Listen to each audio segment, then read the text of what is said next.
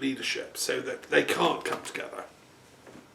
But even more than that, the plan was to do the same in Lebanon, in Iraq, in Jordan, and in Syria, and all the neighbouring countries. This particular school of hard right-wing Zionism deliberately set out to destabilise them all, because they were thinking, well, as we do that, if we sow the seeds of chaos in all these neighbouring countries, we, Israel, will become the superpower, will become great. You know, this is how not to run a planet, my friends. This is how not to apply the wisdom traditions of the universalism that I'm talking about. This is how to go against Pentecost. This is how to deny that universality that the wisdom traditions of humanity point us in the direction of. So what Thomas Friedman is saying is that, in a sense, Trump wanted January the 6th, because which was the march on the Capitol, because it creates a sort of crisis moment where he, the strong leader, can emerge. And what he's saying is that both for Hamas and for Netanyahu, they want those crises again and again and again because it justifies them staying in power. Hamas want Israel to drop bombs because that's how they can justify being in charge in Gaza. Otherwise, they might not be needed. That's why they need the bombs now and then, so they can justify the tunnels and the rockets. And the same with Israel. They need Hamas to fire the rockets so that they can then justify the kind of increasing right-wing militarization of Israeli society. You know, there is no option but constant war type of thinking.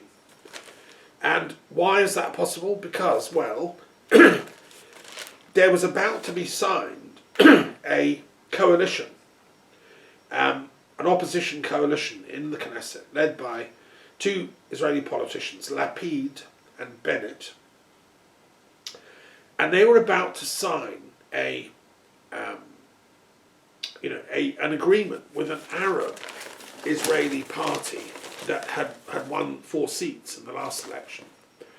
And it would be the first ever time that Arab Israelis entered a coalition with a progressive centre-left government, like a Biden-type government in Israel. And the negotiations were going on. They were announced that we're about to sign this deal, and it would be a left-wing government would have taken over, centre-left government would have taken over from Netanyahu. He would have fallen. It'd be the first time that Arab Muslim, Israelis would have ever been in government. And it was thought that Netanyahu would end up in prison, right? Because he's facing court, and for some reason he can't be got till he actually steps down from power. So, and that's exactly when Netanyahu launched the assault on Al-Aqsa Mosque. It's all in the article, right? The timing, that's like his January the 6th moment. It's like, let's march on the Capitol, let's create a conflagration that can stop this moderate coalition happening. And so he attacks the Al-Aqsa Mosque through his proxies, the IDF, police and so on. They go in and behave outrageously. And the media is propagandized so that it all looks justifiable. But actually what's going on is the prevention of this moderate centre-left coalition emerging. And, well, I find that, very shocking. Read the article. That's what we're up against, right? And so he deliberately launched a provocation that he knew would then lead to countervailing bombing by Hamas, because they've trained Hamas to think like that, just as the American CIA trained, Bin Laden and the Mujahideen in Afghanistan to think like that. So, right on cue, Hamas starts firing rockets, which then enables Israel military propaganda to go, well, the only answer to that is we bomb them to smithereens. And an 11-day massacre of people in Gaza breaks out. So look, just as we have to join the dots of the matrix behind spiritual events, so we have to do under these political events. And, these are the dark forces of fear, hatred, despair. I feel really sorry for these people, both Hamas and Netanyahu's bunch. They think there's no way out apart from this continuing violence. Well, I'm saying on Pentecost here, no, there is a different way. We can step out of that paradigm of violence. We can become pacifists, that means makers of peace. Just as we can be Waldorfmagers, we can be, peacemakers. And we can find ways to join up the invisible connectedness of the great spiritual teachings of humanity, and that's the purpose of this table and the purpose of my commentaries. So, just let's get on with it. I want to move on and talk about, yeah. So how are we going to do it?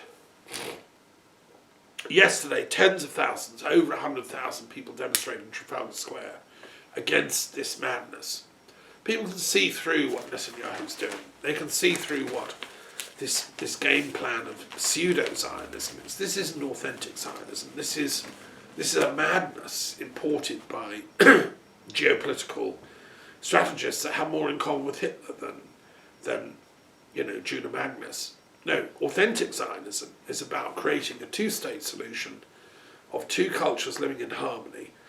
Palestinians are both Arabs, are both Christian and Muslim, and all their interests need to be represented in the House of Palestine. I think what needs to be done is a commission needs to be set up to create a Palestinian state. Now I call this ICEPS, International Commission for the Establishment of a Palestinian State. ICEPS. Sounds like biceps. We need a bit of power here, a bit of Hercules. This won't be an easy job. You see, I've been calling like loads of people for a two-state solution. But the thing is, the Israeli state isn't playing. It's not playing ball. It's like, on a football field, you're saying, let's have a game here, let's play fair with rules, let's have two teams. And one team's hogged the ball and won't let the other guys even make a team. So how can you have a game? So I think the response of the world community has to be, well, okay, let's just forget about Israel and bypass them. They have their state, they're quite fine, they've got an army, they've got territory, they've got, everything. But the poor old Palestinians haven't. So let's have the one-state solution of creating the Palestinian state. And then it can then talk peace with an Israeli state. So anyway, that's my proposal, and that's what I'm going to offer. As a mere scholar and philosopher, I'm the Magnes on the job, or the Gershom Sholem, or the Martin Buber or whatever. And I will just download from the place of universal spirit how we can get this reconciliation, both conceptually and spiritually, between the different wings of the Palestinian community. But, it's a very ancient and noble culture. I mean, I have amazing Palestinian friends, as well as Jewish friends. Well, it's time to let the Palestinians come out and play and have their state. It requires state building, statesmanship. We need a Balfour Declaration type thing. If I had any influence anymore in the British government, I would ask the cabinet to appoint somebody to write like a Palestinian Balfour Declaration. Because we created the Israeli state, we also ought to create the Palestinian one. And it's a moral duty of British people that we should help give birth to the Palestinian state. I mean, they'll do it themselves, but at the moment they're not having much success because we've funded, and America's funded, the Israeli army to such a level of ferocity that they can't do anything. All we have is moral resistance and spiritual and intellectual integrity and truth. Well, those are really, really important. Those are all the early Christians had when they downloaded the Holy Spirit on this day, Pentecost. It's what the 150,000 people marching in London yesterday want, is, a revisioning of these rules. And for that, there has to be a Palestinian state. So let's get on with it. ICEPs, and anyone that wants to get involved, just email me. And I'm saying this as coordinator of Philosophers of Peace and the World Intellectual Forum in Europe. We have a duty in Europe, not just in Britain, to help birth this thing, and the EU can play a role with funding. We can pay for the building of a port in Gaza, and we have to get absolute strict non-violence so that Israel stops bombing.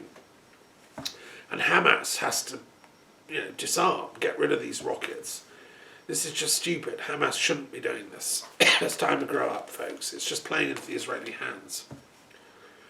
Right, so moving on, I want to share one other thing I'm doing, which I mentioned, which is I have set up a commission for the study of the etiology of the coronavirus pandemic. I'm sick of, whistling in the wind and asking people to investigate its cause and was it a bioweapon or not. I mean, it's so obvious this is what should have been done. If one of my friends was the Prime Minister instead of one of my enemies, I would be ringing him up and getting him to do it. But Johnson is the most selfish, ignorant, mendacious Prime Minister I've ever known in my entire life. And I hope Dominic Cummings reveals stuff that will make him fall, because he is really ignorant. And we shouldn't have a Prime Minister at this time of crisis in Britain. Shouldn't have someone of that low-level calibre. He was sacked from every job he's ever had for being mendacious. He can't manage relationships, he's mendacious. I mean, the guy is a disgrace to the office. But, so what I've done is initiate the International Commission of Inquiry into the etiology of coronavirus. ICI, AOC, very simple.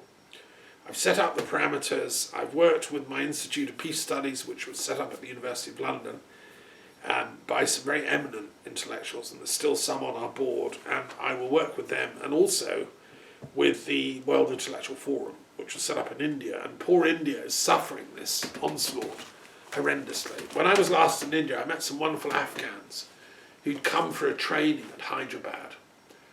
I mean, to die for, beautiful people. Afghanistan and India are very close. Nepal has been decimated by the coronavirus. Afghanistan and Iran as well. This is a catastrophe for humanity, and I'm determined to find out the truth. Was this a engineered bioweapon? And if so, then we need to put these people behind bars. If these people have been doing and creating this stuff in the name of science, whether in Wuhan or Fort Detrick or Porton Down, I don't know, or whether they're all doing it. Francis Boyle, professor of political science in Illinois, I think, and I have been in correspondence, and I've reached out to about 60 of the top commentators who've been calling for an inquiry into the origins of coronavirus and who are aware that something dodgy is going on. And I'm taking written statements from them, I'm compiling them, and I've had some very interesting submissions already so far, including from Francis Boyle and many others. And some are expert virologists who can talk about the structure and design of the thing. Others are more general thinkers who look at the geopolitics and understand the background to all this. They're both welcome to submit evidence. And if you know of anyone that has been speaking out about we need to find out the origins of this virus, please let me know, email me. Because it is shocking that this hasn't happened.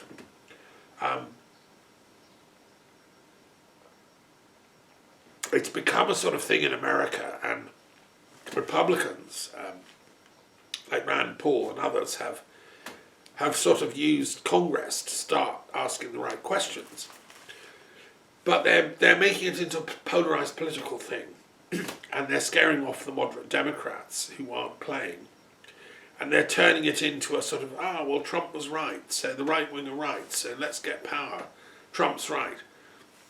Which is then, of course, the Democrats really reach for the exit and don't want to play. So my commission is going to avoid all that. This isn't about right, left, or whatever. This is about scientific, philosophical, ethical inquiry into the facts behind the case and the origin.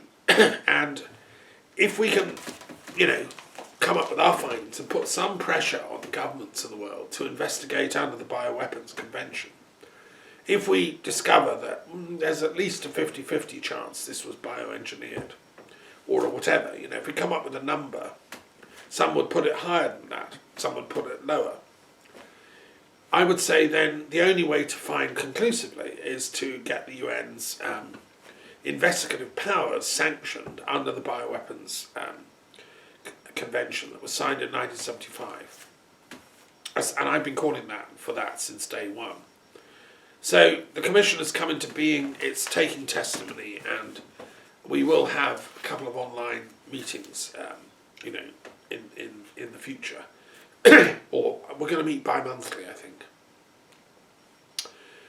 I also want to mention today that I will be doing another Truth and Reconciliation Commission for Stonehenge event on the 21st of June, all-night thing, and my Druid friends, again, Stonehenge and the Druid tradition are very much about the rebirth of light, celebrating that time of year and watching how the light moves around the landscape in Stonehenge and Avebury. It's like, as the Quran said about the beautiful shapes and patterns of sacred geometry, there's a sacred geometry of the landscape that is very sacred, and this time of year is amazing. We're coming up to full moon, and then we're about a month off from summer solstice. So anyone that wants to join or speak at that 24-hour event, which I'll be chairing online on Zoom, just contact me if you are bursting with some new discovery you've made about the sacred geometry of the Orkneys or Karnak, or some old Druid, discoveries of northern Spain or whatever. The Druids are really amazing. They were all over Europe laying out these sacred sites, and they had the wisdom teachings I'm talking about, the same as in the Quran, the Sufi, and Pentecost, the authentic revelatory form of Christianity. Christ himself was an initiate of that school, in that universalist sense. That's why the early Christians said he was educated partly at Glastonbury by the Druids. It's kind of true in that deepest sense. So we'll be celebrating that the 21st of June, and we're going to have a good solstice, and I believe the plan is to open the stones at Stonehenge for this celebration if the coronavirus doesn't kick out again with the Indian variant and they have to shut it. It's touch and go. I mean, the plan is to open it. It'll be people will be allowed to gather, and my friends will be there, but for those that can't be there, we can do something online, and it'll be a sort of a celebration of the Druid mystical traditions, but in their universal sense. So we'll have speakers from all the different indigenous cultures around the world and all the wisdom cultures. So that's something to look forward to. Now I want to do two final things. I want to read from my periodic table of religious and philosophical traditions in the religious maths category. And this is, as I say, it's a huge work I've been doing for the last year on the religious maths of this. And I just want to read just one sample of so you understand. Let me look if I can find the thing about the cell, because this I find absolutely fascinating. And I've written a whole book called The Book of the Egg about what eggs are and what they're made of, looking at it scientifically but also spiritually. So this is chapter 90 of my book on religious mathematics, which is my answer to Newton's Scholia. And these are the key thoughts on the cell and religious mathematics. Only in 1674 did Leeuwenhoek prove conclusively that living matter is made up of tiny individual cells, which he was able to see through the recently invented microscope. In 1677 he discovered spermatozoa, later concluding that eggs are fertilized when entered by sperm. He communicated his discoveries to the Royal Society, whose secretary, Robert Hooke, was inspired to undertake similar in-depth explorations. Since then, greater and great magnification of microscopes have opened up a huge micro-world of cellular activity, with the range and complexity of cells being explored by science in a huge cluster of specialized disciplines.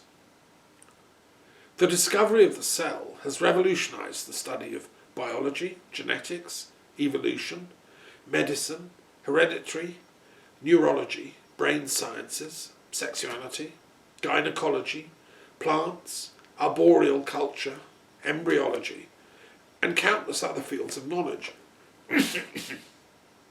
The numbers involved are staggering, since each human body contains an average of 10 million individual cells. Each individual cell contains an average of 100 trillion atoms. Each atom in turn contains particles of countless numbers. The cells are very small in size, ranging from approximately 1 to 100 micrometers. Cells reproduce by different methods. Most prokaryotic cells reproduced by binary fission, while eukaryotic cells can reproduce asexually or sexually. So inside each of us is a whole micro-world of tiny beings living, dying and reproducing, like a mini-universe.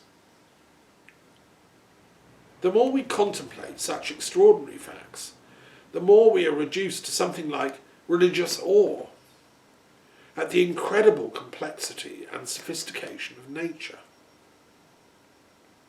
How is this all organised? Who designed it? Did it evolve simply by random chance?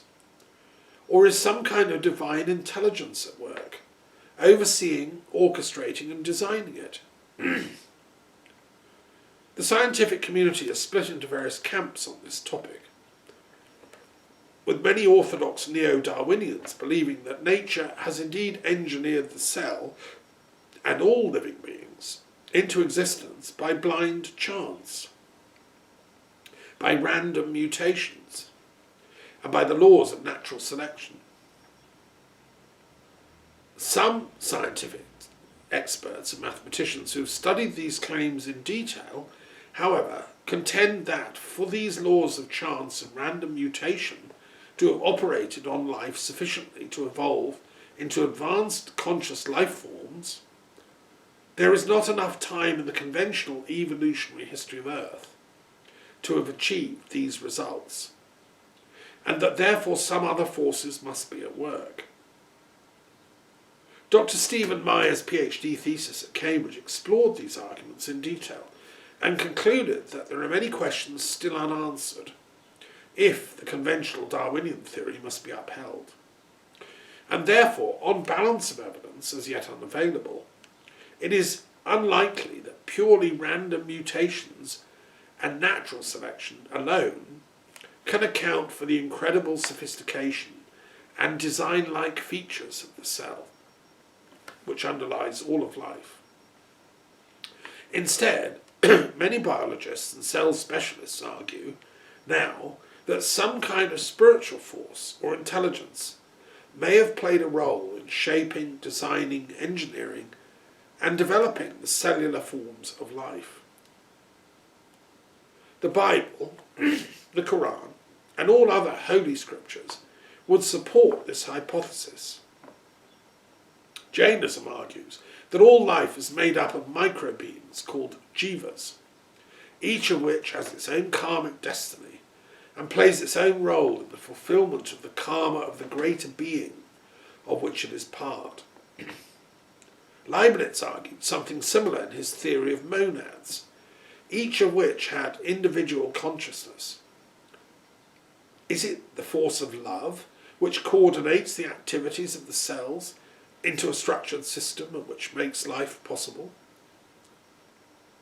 When a child forms in a mother's womb, out of the love and passion of an enamoured couple who feel intense desire for one another, is this feeling of love simply our human way of experiencing the cosmic forces of attraction and polarity and dialectic at work, which underlies all created life forms? Can a new biology arise which takes into account subtle forces, invisible force fields, telepathic structuring consciousness grids, L fields, morphogenetic fields, which can explain how cells know how to create and cooperate in their incredibly complex tasks? Is there an implicate order hidden behind the cell's outer forms, which our microscopes have as yet not detected, because they're not tuned to its frequency? Perhaps the love force which guides cells might properly be described as a divine work, and mathematicians and scientists might begin to study how it operates with awe and attention.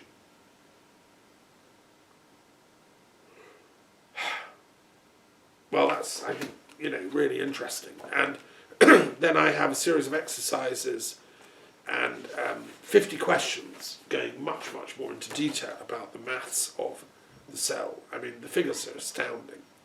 So, read the book. Use it. If you're a teacher, this book is meant to be used as a textbook. It can be used either if you're a maths teacher or a science teacher, or if you're a religious studies or philosophy teacher. I mean, it's crossing the disciplines and breaking a whole new ground here. Right, I'm going to finish as usual with a poem, and we'll see what can happen here.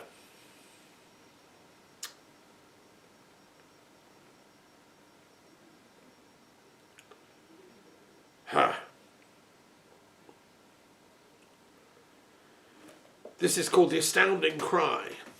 I wrote it in Adyar in southern India, where the Theosophical Society headquarters is. I was visiting there. I've been there a couple of times now.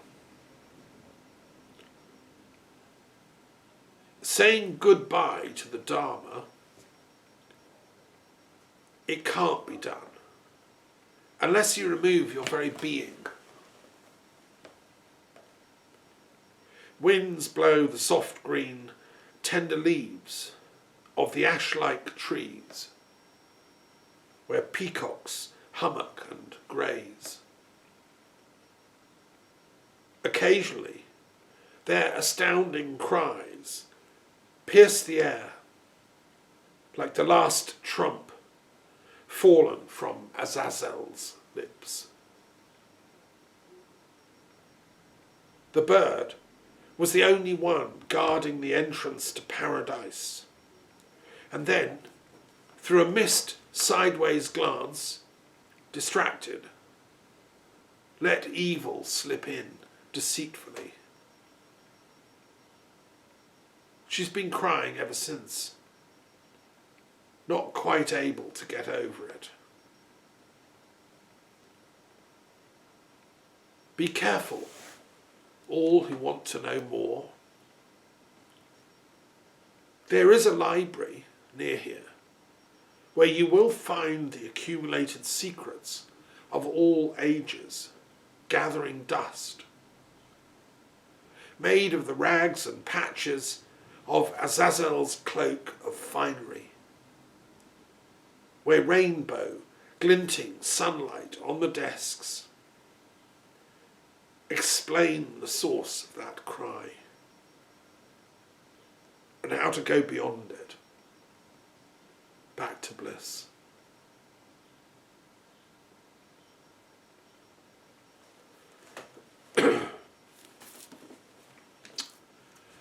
So shalom, salam, peace, happy Pentecost, and may the Holy Spirit come to you too in your own field.